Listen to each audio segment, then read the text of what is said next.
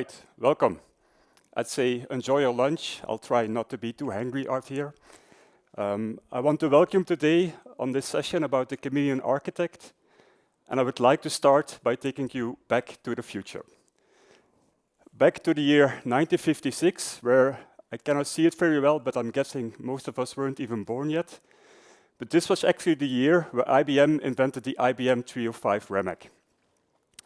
This was one of the first computers, and the thing that was very special about this computer is that it had the first portable drive. It was a drive which could store 5 megabytes of data, and whenever they had to carry it around, it looked a bit like this. It was about the size of 2 refrigerators. Its weight was about 1 ton, and as you can see, it took quite some effort and quite some people to carry this thing around. Now, why is this so important? This is actually the start of a period which is now known as the digital age.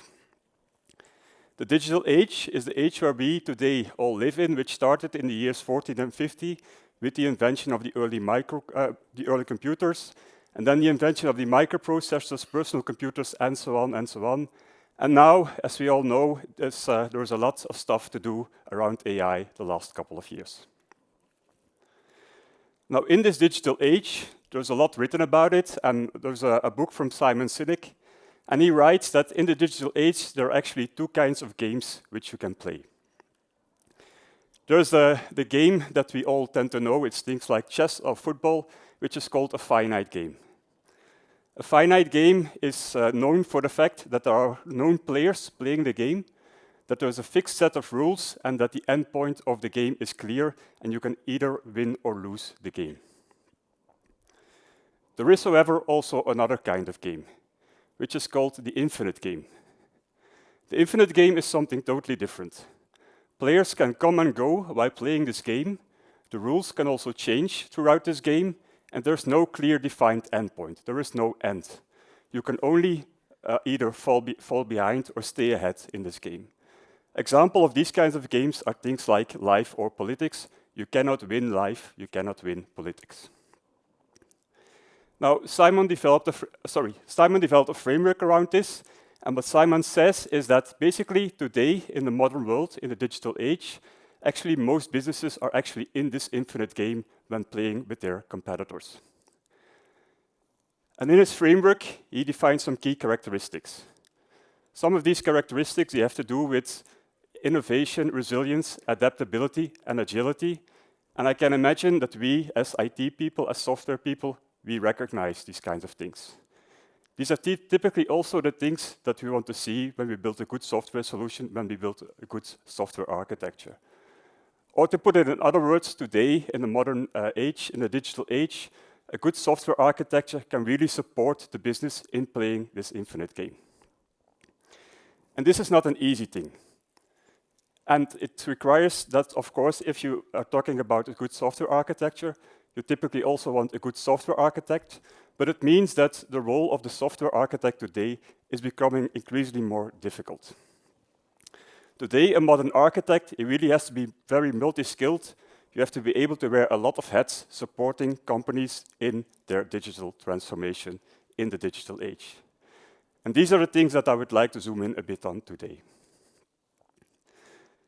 So I would like to meet you a new guy called the chameleon architect. And the chameleon architect represents the different kind of hats a person which takes the architect role has to wear. I cannot zoom in on all the hats, so I picked out a few. We're going to talk about the architect being the translator, an architect being a salesperson, a technician, a critical thinker, and, of course, also a time manager. Now, when I talk about this with colleagues, the remark that I often get is, do we really expect this in all person? Is this even realistic? This is not necessarily the case, because there are different kinds of ways in which this can be filled in. You can either talk about this one magical person taking on the role of architect in your team, having one dedicated architect. But this is equally applicable when you have like a team of multiple persons where some persons take on various aspects of this role of an architect, or even more complex team structures like you see on the right. Zooming in on this first aspect, the architect as translator. I think it was roughly about 1 year ago that I was at a client with our team, and this was a client, they had no IT affinity at all. They were starting a new business and they wanted a new application to support their business. So we were in there with the team, doing workshops with them and the business, talking about their business processes, doing event storming, but also talking about agile and sprints and releases and different kind of environments and so on and so on. It was like half a day, and it was actually a very good workshop. And then a couple of days later, I happened to be on the train with the department head of this division. And we were talking again about the workshop, and then at the end, somewhere during the conversation, he said to me, well, it was really an interesting workshop, but actually, it took me until the end to realize that actually we were the business. You were talking all the time about business and IT, and business had to do a lot of stuff, and I didn't know what business was until I noticed the stuff that I had to do. And this is often a problem that I see in many cases. We as IT people, we often have the tendency to talk in our own language, to use our IT language, and this can be very confusing for people who are not really familiar with IT. And this is something we should be aware of. We should really try to be talking the business language when talking to business, and we really should try to drop our IT jargon. Another classic example, and I can imagine this sounds a bit familiar, is this. You know, we built this new shiny application, a lot of focus on functional features, but you also want to verify like the more operational side of it, right? So you go to your customer and you say, I need to do load tests. Your customers, okay, they will listen to you, but they think this load test will cost money. It's money that I'm not going to spend on functional features, or I'm not going to be able to spend this. I don't really know what a load test is, so this is often a struggle. And then they have like a tendency like, no, I want to put this money and spend it on functional features because these are some things that I can see, that I can show to my users. It sounds like more value for your money, right? But we should put this question differently. If, for example, you are building an application supporting sales, if you would go to the customer and say, do you want your application to crash during summer sales? This is a totally different story. Because you start from their problem, from their world, you talk in their language. And of course they're going to say, no, I don't want this, I want my application to be stable because this is the most important period throughout the year. And if then you're going to if then you're going to say, I need to do load tests, I want to simulate the load expecting during summer, then it's going to be a lot easier to convince your customer to do load tests. So, in summary, what would I like you to take away from this part is we really need to focus as IT people on really dropping our IT language. So when we're talking to business, we need to be able, or we need to try to talk in their business, to talk in their world. Of course, this also means that we always need a good understanding of the business domain to be able to talk in their language. When talking about speaking to business and trying to convince them, this means that as an architect, we often also need to act as some kind of salesperson.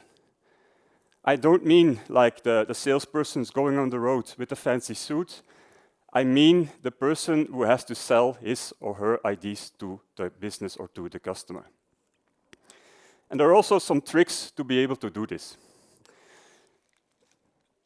A while ago, in 2006, there was a study around perspective taking.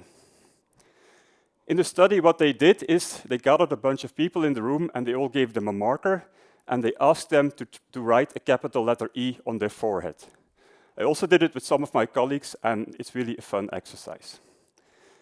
What this little test shows is actually your ability as a person to look into the head of another person.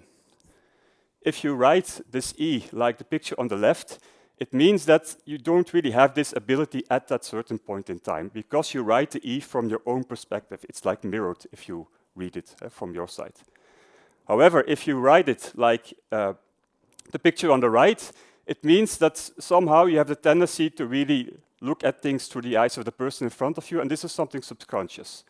But you can also train on this, and you can be aware of this. And this test actually shows your ability.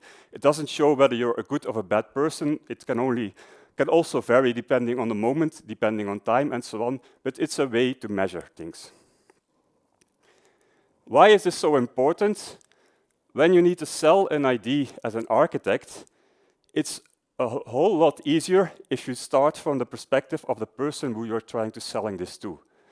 If you start from the perspective of the person in front of you, and if you start building up your story from this perspective, then you will have a better chance of convincing that person because you start from their world. You start by how they are looking at the problem or how they are looking at the world.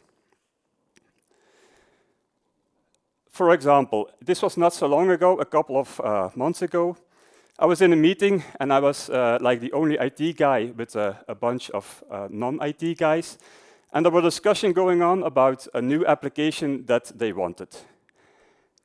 All of a sudden in the meeting, someone said, I don't really think that we should build a new application.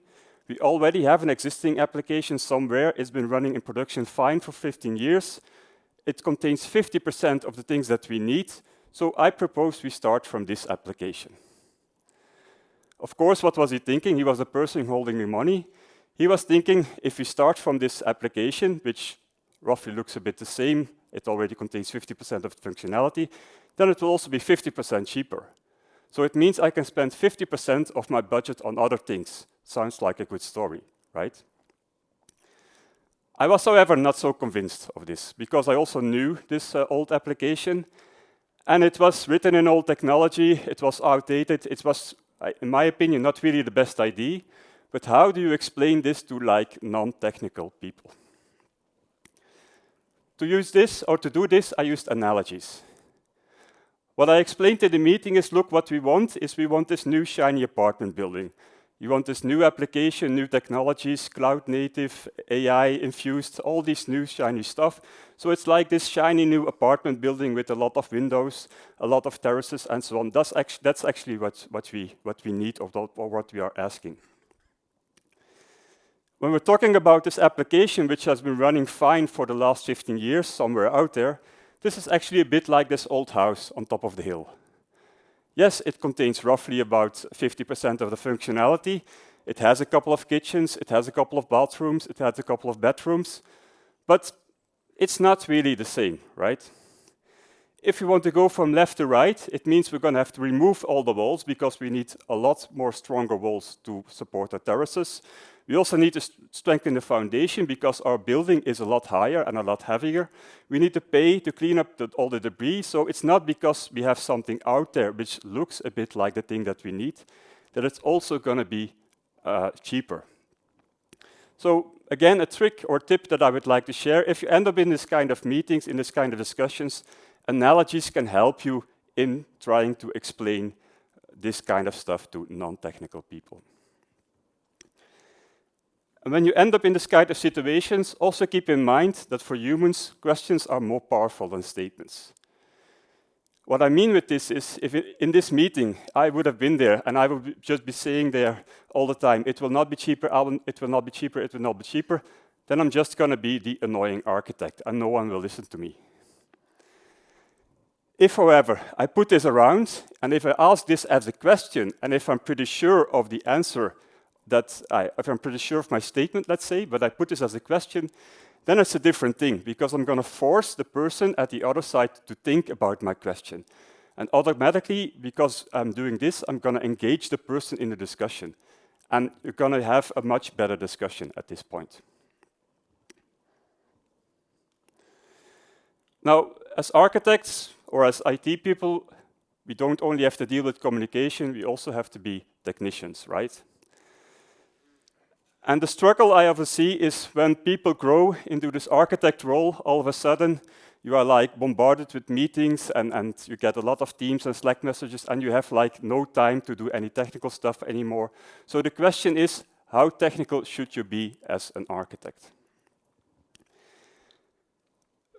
If you doubt on what you should focus on, what helps me a lot is this triangle of knowledge from the book of Fundamentals of Software Architecture. In the triangle of knowledge, they make a distinction between three kinds of knowledge. You have the stuff that you know, which is like the stuff that you use on a daily basis. It's like tools, frameworks that you use on your day-to-day job. You also have the stuff you know you don't know. These are the things that you know that exist there out in the IT world, but that you, for example, never ever used on a project. Think about .NET development, perhaps. And then you have the last part, which is the stuff you don't know you don't know. There's a lot of stuff out there in the world that we've never even heard of, that you just don't know it exists. This is typically the most larger part of the pyramid.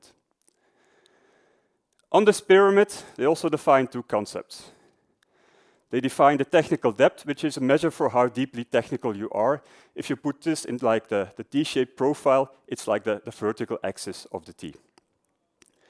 You also have the technical breadth, which is a combination of the stuff that you know and the stuff you know you don't know. So again, if you put it in the T, it's like the horizontal axis. As an architect, the advice is typically to focus on extending the stuff you know you don't know, to focus on extending this area. Why is this? This is because by doing this, you will get more tools in your toolbox. We all know the saying, if all you have a hammer, everything looks like a nail, is to avoid this kind of problem. If the only thing you know is a database, then everything will be solved by a database. Every problem that you encounter will be solved by a database.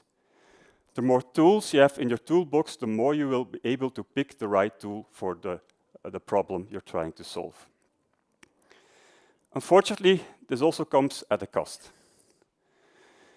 If you would follow like the typical career path of growing from a senior developer to an architect, when you're a senior developer, your triangle of knowledge, it typically looks a bit like this. You gained a lot of deep technical stuff throughout the years. You spent a lot of time in all these frameworks, you know their internals.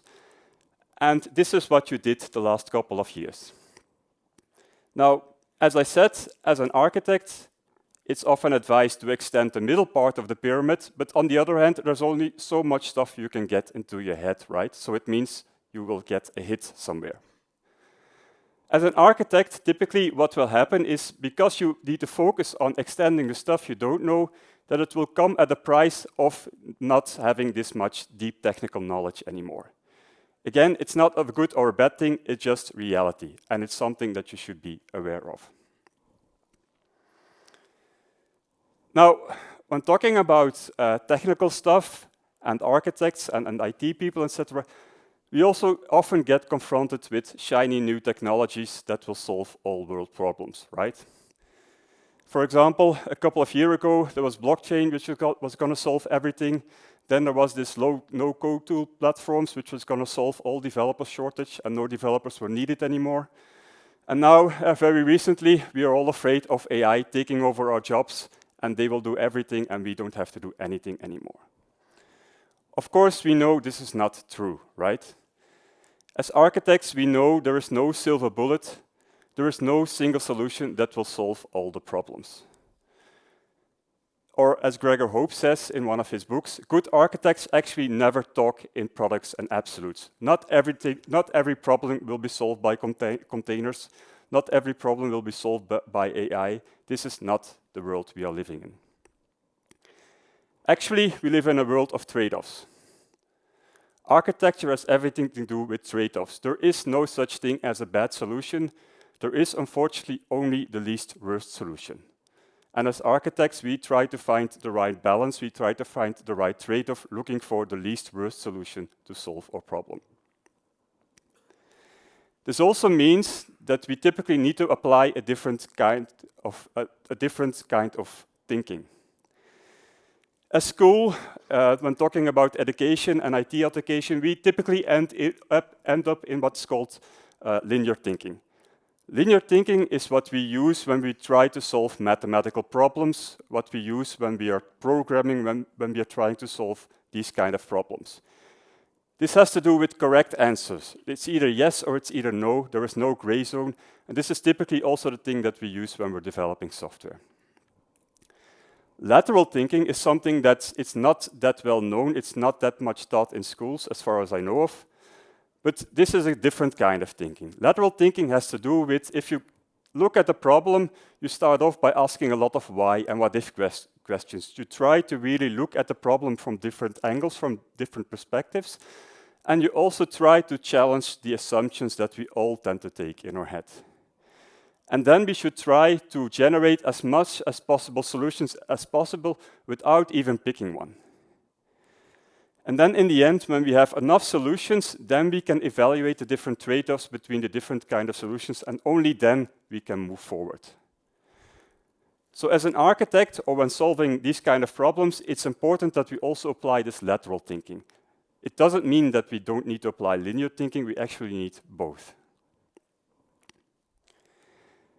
Now, there are a lot of things to do in the role of an architect, and then I also already touched it a bit in the beginning. The question is, how do I deal with time? Because this is really challenging, right? Doing all of these things on a day-to-day basis, you will get flooded with a lot of information. How do you prioritize between all the stuff that you have to do? What I use for myself is this 4 quadrants framework from Stephen Covey. It already exists for quite a while, but Stephen Covey basically says that you can divide work into 4 quadrants. You have work that's important and both urgent. Think about production is down. These are the things that you want to do now. You want to do this now, you want to drop everything and fix this. On the other hand, you also have work that's important but not urgent. Think, for example, about a next release of a new product or whatever that you need to prepare. These are the things that you take your time for, and these are also the things that you can schedule in the near future. So these are the things that you should plan. You should not do them right now. Then you have work that's not important, but it seems urgent. Classic example over here are some meetings. There can be a lot of meetings throughout the day, but not all of these meetings are important, although they might seem urgent. You should just try to avoid it. And then the last one is not important and not urgent. This is something like social media scrolling, right? You can waste a lot of time spending time on all these personal social media frameworks, but it's maybe not the best thing to do. When talking about work that's important but not urgent, so the work that you need to schedule, another tip that I would like to share is use your calendar to schedule your work. There have been a lot of studies around this subject, and the conclusion of all of these studies was the fact that the most productive people don't have a to-do list. They use their calendar as their to-do list. They plan their work in their calendar so that you get like a full view of the stuff that you have to do next to like the other stuff which you don't schedule yourself. And also keep in mind that it's often said that multitasking is not a good idea. It is, however, possible on some things. Maybe not like this guy, but for example, what I do is I like to go cycling. And when I go cycling, I also put on a technical podcast. And this helps me to extend like the middle part of the triangle of knowledge. It helps me to extend the stuff I know I don't know. Or when I'm not going cycling in wintertime, I bought a rowing machine a year ago. I put on like a technical talk, a DevOps talk. And maybe I don't pick everything along with it, but at least I gain some new technical knowledge, which helps me along. Then there are things like email, lengthy Slack messages, and so on. And how should you deal with these kind of things? On this subject, I like a statement from Scott Hanselman. He's a guy from Microsoft. It's already a couple of years old. And Scott says, well, we as humans, we all have to be aware that we only have a finite number of keystrokes in our hands before we go to die. There's only so much things we can ever type in our life. So it means we should be really careful with this, right? He actually made a website on this where you can calculate how much keystrokes you still have in your life. I did it for myself, so I'm 42 years old. If I still have 48 years to live, then it means I can still write, well, a bit less than 700,000 emails to my boss. Of course, this is maybe not the best thing to do, right? Now, Scott says if you write emails or as I said, lengthy Slack messages or whatever, this is a place where your keystrokes go to die.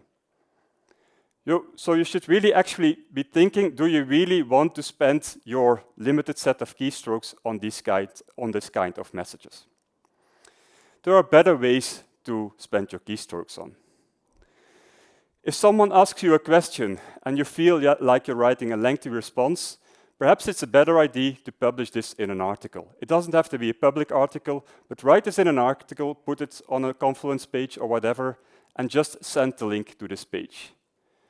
This is something which scales, because next time when someone asks you the same question or a similar question, you can again just send the link, or you can update some information, and this is something which is accessible for everyone. A much, much better and productive way of spending your keystrokes. So we talked about quite a few things, right? So we talked about the translator role of an architect, and really that you should focus on talking in the language of the business. Really try to avoid talking in IT terms because you will lose them and they will not understand you. It might seem that they understand you, but trust me, it's probably not the case. Also, when you need to sell your ideas, again, start from their perspective, start from their world, start building up your story from this perspective. It will be easier to sell your ideas to the person in front of you. When talking about the technical stuff, unfortunately, if you take up this architect role, really you need to focus on getting more tools in your toolbox, which comes at a cost, but again, you also gain some other stuff, right? Think about the lateral thinking. There's a book on it. I showed it in the slides. They will be shared afterwards. It's not the easiest book, but there are some tricks and tips in there on how you can do lateral thinking, which can help you in generating more ideas to solve a certain problem. And then the last one, the time management. Try to really spend your time consciously. It's often really a trap that you get like lost in all the meetings that you end up when taking up this role of an architect. It's maybe not the best thing. Try applying the 4 quadrants. Use your keystrokes wisely. Unfortunately, there are also a lot of things that we didn't talk about. As architects, we are also often involved in making decisions, and there are ways on how to make good decisions. We also sometimes end up in like organization politics, which is also often not always the, let's say, the nicest situation to be in, and how do you deal with this? And things like helping in strategic thinking or being a leader towards your teams. Maybe this is stuff for another year, but I would like to thank you all for joining this session. My name is Robin Custers. I work for a company called Segeka. I was very happy to be here. Thank you.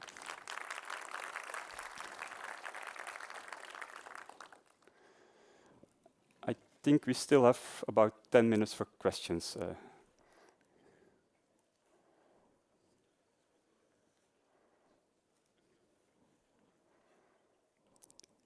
Go ahead. What I find useful is to constrain reading emails to certain times of the day. So I don't get distracted, and I reserve certain times that in the calendar I mark it as focus time, and then people can interrupt me only when it's really urgent, and I try to read the email only in the morning in certain time slots. Yeah.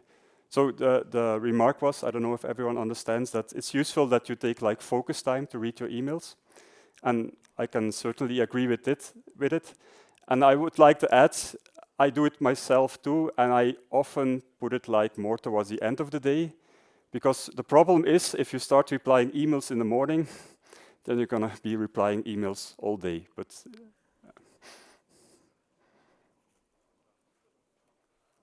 yes.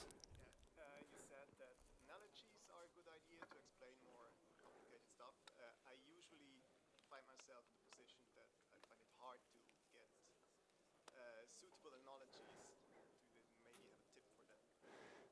Okay, so the question was, how can you, if you use analogies, how can you find like a suitable analogy? I don't really have a tip for this, but for some reason I often end up with like building houses, because it's sort of like, my passion personally. I did a lot of stuff in building my own house.